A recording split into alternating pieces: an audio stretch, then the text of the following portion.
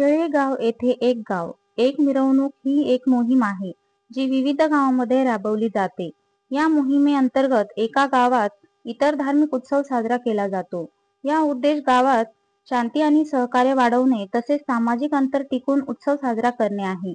या मोहिमेमुळे गावात एकोपा वाढतो आणि पारंपरिक धार्मिक भावना जपल्या जातात।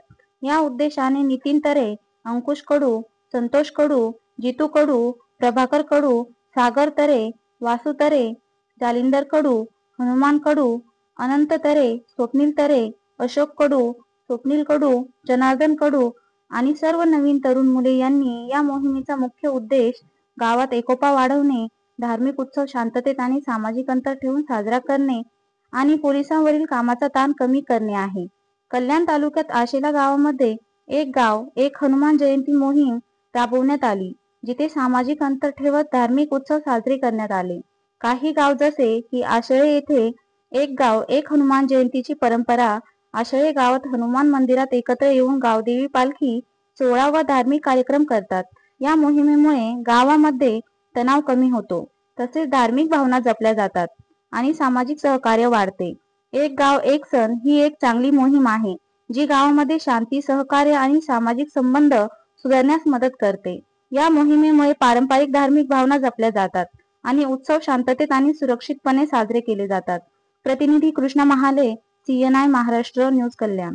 आशळे गाव ते गावदेवी मंदिर इथपर्यंत पालखी जाणार आहे आणि हे पालखी उत्सव हा गावातील प्रत्येक नागरिकांच्या लोकसहभागातून उत्सव साजरा केला जातो आणि मोठ्या आनंदाने आणि उत्साहाने केला जातो। दरवर्षीप्रमाणे आज आशळे गावामध्ये हनुमान जन्मोत्सव निमित्ताने पालखीचं आयोजन करण्यात आलेलं आहे। या पालखीमध्ये मोठ्या संख्येने आशळेतील लहान थोरांपासून मोठे ज्येष्ठ सगळे नागरिक उपस्थित आहेत आणि खूप आनंदाने पालखीचा उत्सव साजरा करत आहेत।